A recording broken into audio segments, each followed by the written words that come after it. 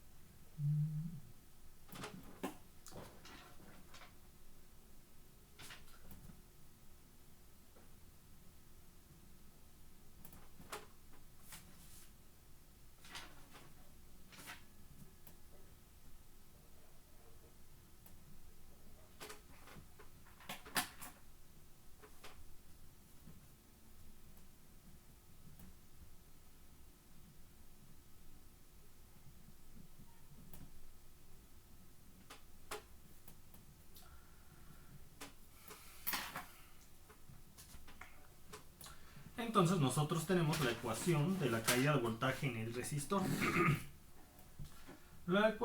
Tenemos la expresión para... No, tenemos la expresión primero, tenemos la expresión para la corriente. Cuando el tiempo t sea igual a 0, nuestro tiempo inicial, donde iniciamos el recorrido para la gráfica, tenemos un e a la 0. Un e a la 0 es 1.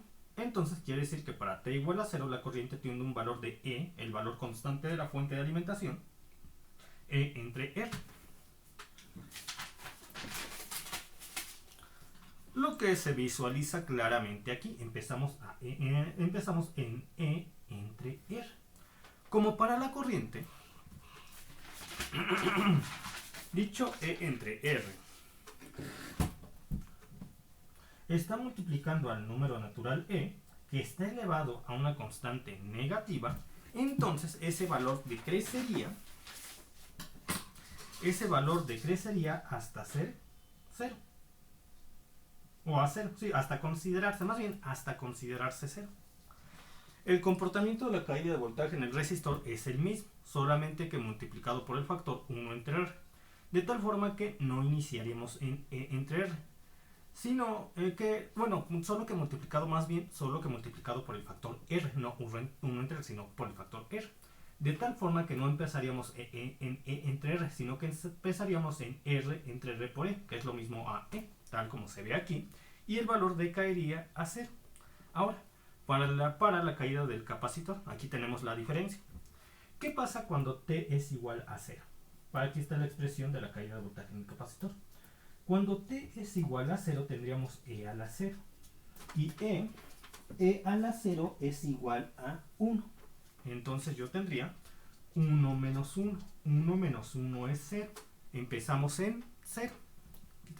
Empezamos justo en 0. A medida que el tiempo transcurre, es decir, este valor se hace más grande, todo este valor se hace más pequeño, de tal forma que a unos les vamos a estar restando una cantidad que cada vez se hace más pequeña a medida que el tiempo transcurre, de tal forma que uno ya va a empezar a restarse entre una cantidad cada vez menor, de tal forma que bajo un determinado tiempo ya lejano a cero, consideramos que esta cantidad es cero y que se queda el 1, es decir, tendemos al valor E. El valor del capacitor tiende al valor E. ¿Y físicamente cómo podemos explicar esto? Bueno, físicamente podemos explicar esto de la siguiente forma.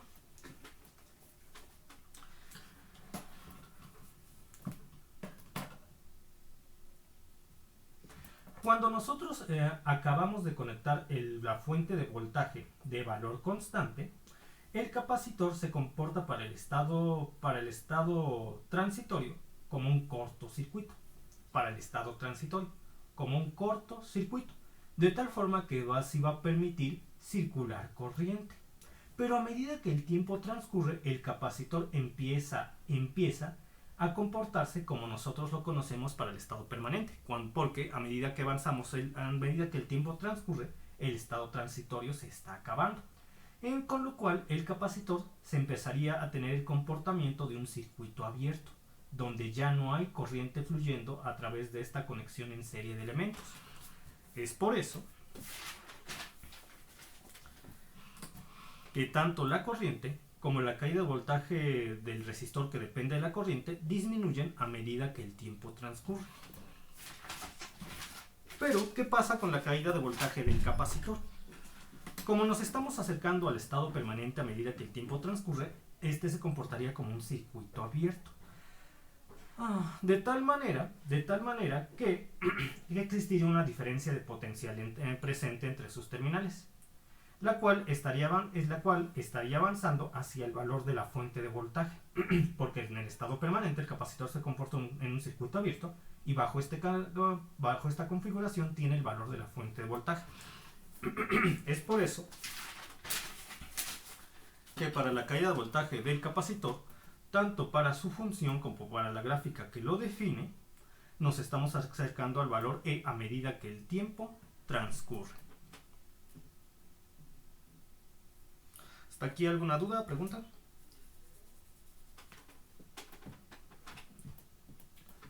Sí, entonces todo lo que hemos visto, las ecuaciones tienen consistencia con el comportamiento físico de los elementos. Ahora vamos al siguiente caso. Cuando la fuerza impulsora x de tau, cuando la fuerza impulsora x de tau responde a una fuente de alimentación,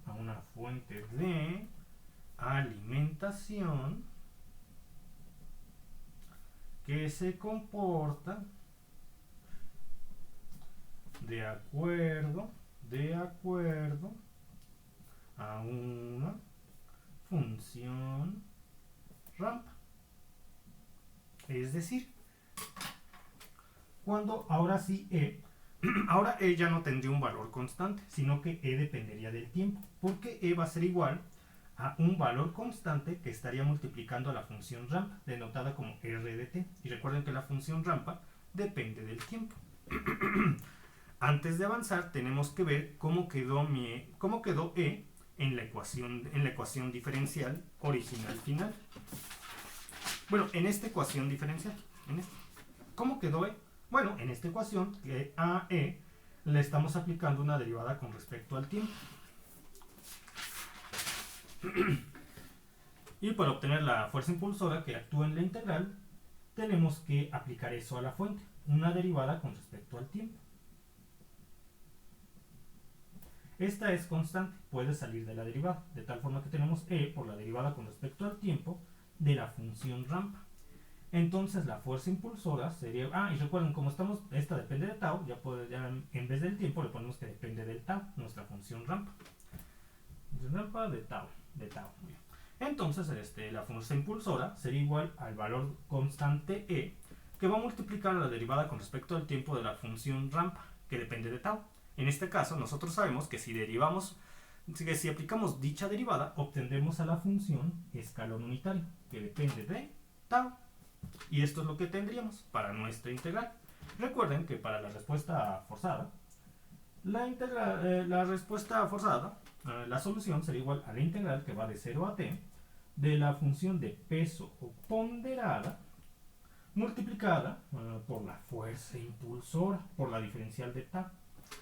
Entonces la función de peso ponderada por tau, y esto nos da, y nosotros ya hemos obtenido la función de peso ponderada. ¿Cuánto nos dio la función de peso ponderada? La función de peso ponderada nos dio 1 entre R por E a la menos 1 entre RCT por tiempo. Entonces, bueno, aquí ya no tengo suficiente espacio, lo voy a poner aquí abajo. Entonces, la respuesta forzada sería igual, en este caso, a la integral que va de 0 a t de la función de peso ponderada, 1 entre R por E a la menos 1 entre RCT por t menos tau, porque tenemos la función de peso ponderada trasladada un intervalo de tiempo tau, por la fuerza impulsora, que en este caso es E, por la función escalón unitario, por la diferencial de tau. Entonces tendríamos 1 entre R por E a la menos 1 tau por E, por la diferencial de tau. Entonces yo puedo expresar esta expresión, todo esto aquí de la siguiente manera. Entonces tendríamos E es una constante, puede salir E sale por ser constante. Tendríamos la integral que va de 0 a t de 1 entre, 1 entre R ya también sale, también puede salir porque 1 entre R también es constante, también la saqué, es constante. Ahora sí, E a la menos 1 entre RC por t menos tau. Por el escalón unitario. Recuerden, el escalón unitario tiene un valor de 1. Tiene un valor de 1 para el intervalo que va de 0 a infinito, lo cual cubre el intervalo que va de 0 a tau. Entonces aquí sería por 1, que podemos o no escribirlo, daría lo mismo. Por la diferencial de tau, ya estaría. Y ya solamente me queda, ya lo que puedo hacer es lo siguiente. Entonces tendría que la respuesta forzada, sí, como les decía, la teoría de este caso es más cansada, pero resolver los ejercicios es mucho más sencillo. Resolver los ejercicios de las respuestas libres, puro formulas. Así de simple, no tienen que hacer un análisis del circuito eléctrico. Ahorita van a ver, sí, es muy sencillo. Llegar a las expresiones es cansado, pero una vez que las tienen, resolver los ejercicios es sencillo. Por eso casi no se aplican, porque son fáciles. Entre R por la integral que va de 0 a t de E a la menos 1 entre RC por t por E a la 1 entre RC por tau, diferencial de tau. ¿Y por qué lo puedo escribir así? Por esto, porque miren, yo multiplico este por este, sería menos 1 entre RC por t, y luego yo multiplico este por este, menos por menos más quedaría más 1 entre RC por tau. Y recuerden, cuando tenemos exponentes cuando tenemos que el exponente se estamos sumando, escribimos la misma base multiplicándose y elevándose por cada uno de los términos de la suma, tal como aparece aquí. Y yo tengo esta expresión, yo lo quise escribir de esta forma porque es más fácil de manejar así. Miren, la integral ¿a qué diferencial está multiplicando? A tau, es decir, la integral se va a aplicar sobre todos aquellos términos que dependan de tau. ¿Este término depende de tau? No depende, entonces puede salir de la integral. Se quedaría este término con esta diferencial. Tendría entonces que la respuesta forzada, y aquí ya no tengo espacio suficiente, bueno, tengo poquito espacio, ya, solo inventé esto. Entonces tendría que la respuesta forzada es igual,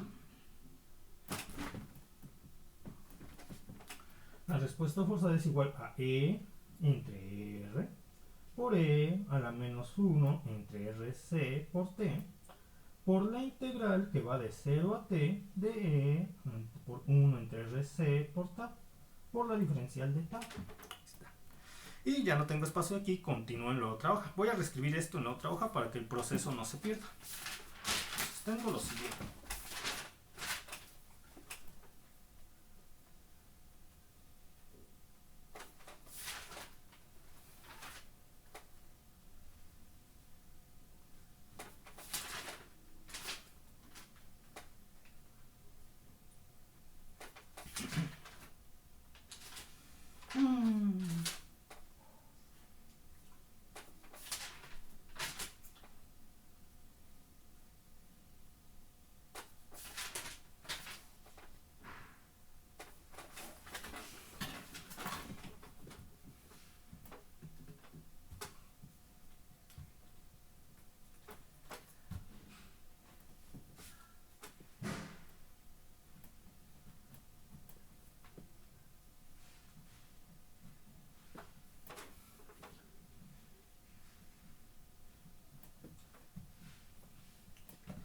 ahora sí voy a resolver la integral. Entonces tendríamos la integral sería RC por E a la 1 entre RC tau evaluado de 0 a t. En una integral se conserva el número natural elevado al mismo exponente y se multiplicaría por el inverso de la constante que está multiplicando a tau. El inverso de 1 entre RC es RC y ya solamente nos falta evaluar. Entonces va de 0 a t. Estos valores tendría tau. Ya solamente tengo que evaluar, lo voy a poner aquí y aquí. No he puesto RC dentro del paréntesis porque R y C son constantes, pueden salir. Entonces tendría I de t. Tengo R entre R. ¿Cuánto es R entre R? 1. E por C es E por C. E por C por E a la menos 1 entre RC por T. E por C por E. Y ahora tendría lo siguiente. Aquí tendría E a la 1 entre RC cuando tau es igual a T. Menos E a la 0. Porque sería cuando es igual a 0. Y entonces lo puedo simplificar. I de t sería igual a E por C. El número natural E a la menos 1 entre RC por T por el número natural E a la 1 entre RC por T, ¿a qué es igual? Sería E, si nosotros multiplicamos estos dos, sería E a la menos 1 entre RC por T más 1 entre RC por T. Es decir, E a la 0. Y E a la 0 es 1. 1 menos este por es más por menos, menos. Ahora tendría E a la 0 es 1, que multiplica a esta E, que nos da la misma E. E a la menos 1 entre RC por T. Amperes. Ahí está, amperes. Ahí está. ¿Hasta aquí alguna duda, pregunta?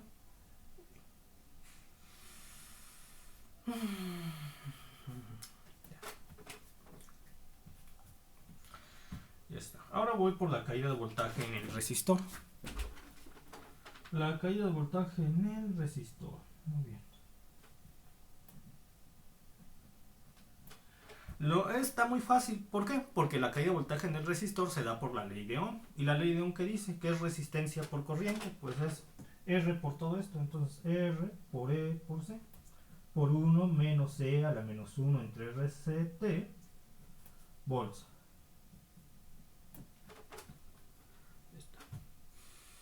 Está. Ahora vamos por la caída de voltaje en el capacitor. Tenemos la forma difícil. Voltaje en el capacitor, la forma difícil. 1 entre C por la integral de 0 a t de la corriente diferencial del tiempo. Ahí está, el camino difícil. No lo voy a hacer porque ya me quedo. No, bueno, nunca hago el camino difícil porque ¿para qué perdemos tiempo en el camino difícil si por el camino fácil llegamos a lo mismo? Y tenemos el camino fácil. El camino fácil, ¿qué dice? Bueno, nos apoyamos en la segunda ley de Kirchhoff. Ya saben, en la suma algebraica de las subidas y caídas de voltaje que existen a lo largo de una trayectoria cerrada son igual a 0 para todo valor del tiempo. Entonces, caída de voltaje en el resistor más la caída de voltaje en el capacitor menos el valor de la fuente es igual a 0. Tendría esta.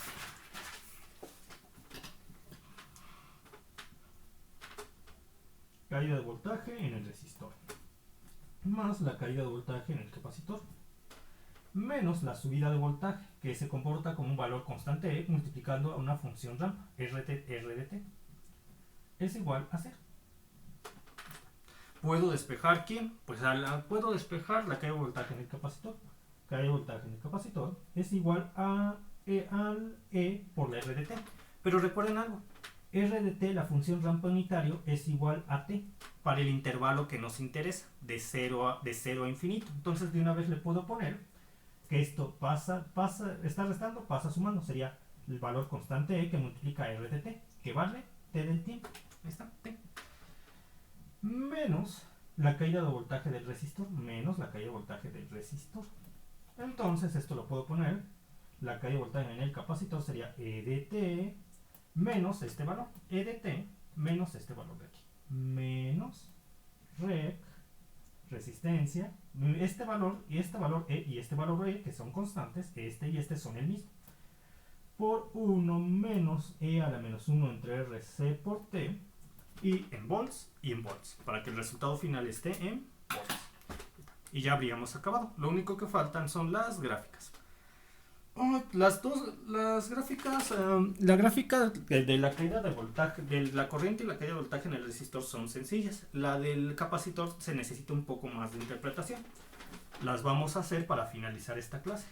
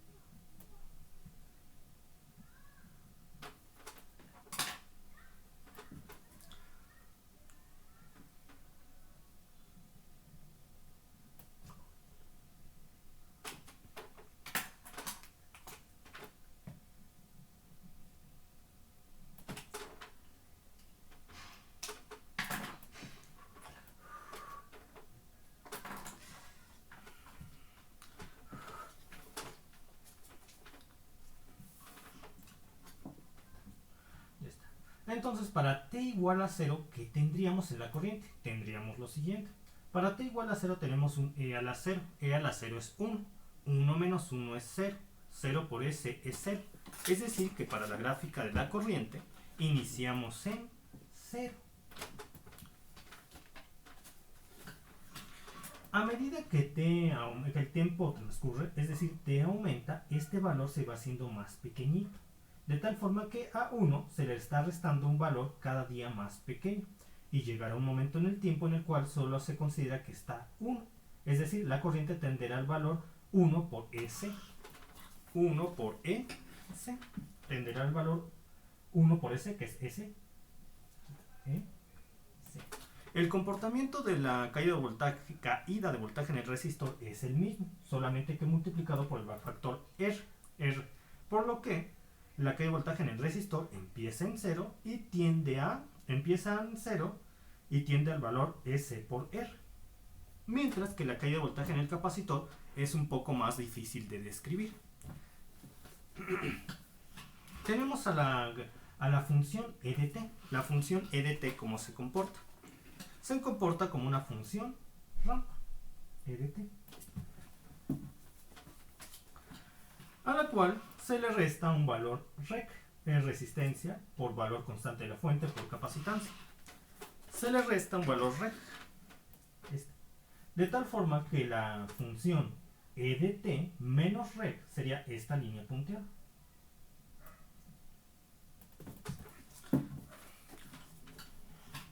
Ahora, para t igual a 0, ¿qué valor tendríamos de inicio? Es decir, el punto de partida.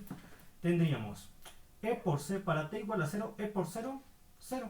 Ahora, E a la 0 es 1, 1 menos 1, 0. 0 por R, E, C, 0. 0 menos 0 es 0. Iniciamos aquí, en 0.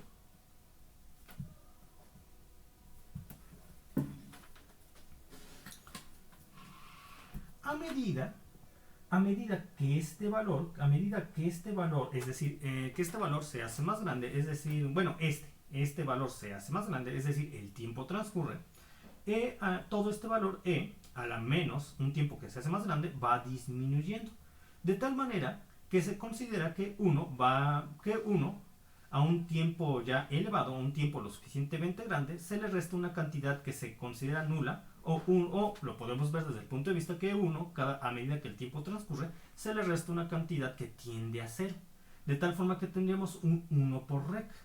Y para un tiempo en el cual consideramos que ya todo este valor es muy pequeño o igual a 0, tendríamos E de t menos rec. Es decir, el valor de la función rampa estaría tendiendo a la función E de t menos rec, que es esta línea punteada, así, va así. Bien, y físicamente, ¿cómo explicamos esto? De la siguiente manera. Ahora la fuente, para la función rampa unitaria, la fuente no se comportaría como un valor constante, sino que su valor está variando en el tiempo, está aumentando a todo momento. De tal forma que recuerden, el capacitor libera corrientes, el capacitor libera la corriente siempre y cuando esté sometida a una señal, a una corriente que varía con respecto al tiempo, lo que provoca justo una fuente que se comporta como una función rampa, de tal manera que sí estaría dejando fluir corriente el capacitor en esta red eléctrica bajo estas circunstancias. Es por eso que existe para el estado transitorio una corriente y por lo tanto una caída de voltaje en el resistor, las cuales se van a estabilizar una vez que se acabe el efecto transitorio. En este caso, la corriente en el valor S y de la caída de voltaje en la resistencia en el valor R por S. Mientras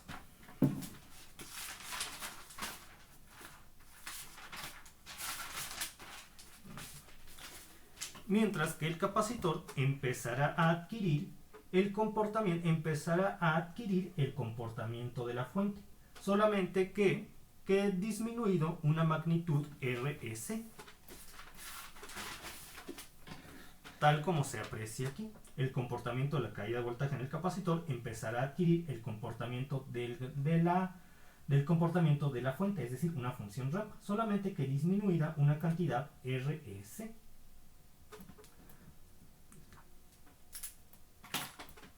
Entonces, me despido por hoy, sería todo. Que tengan buen fin de semana y estudian, pues no está tan complicado. Como les decía, resolver los ejercicios de la respuesta forzada es mucho más sencillo, a pesar de que la teoría es más cansada. Los ejercicios de la respuesta forzada son mucho más simples. Es puro formulazo. Casi no hay que hacer un análisis de la red eléctrica. Entonces, ya me despido. Que tengan buen fin de semana. Descansan. Hasta pronto, ¿no hay dudas hasta este punto?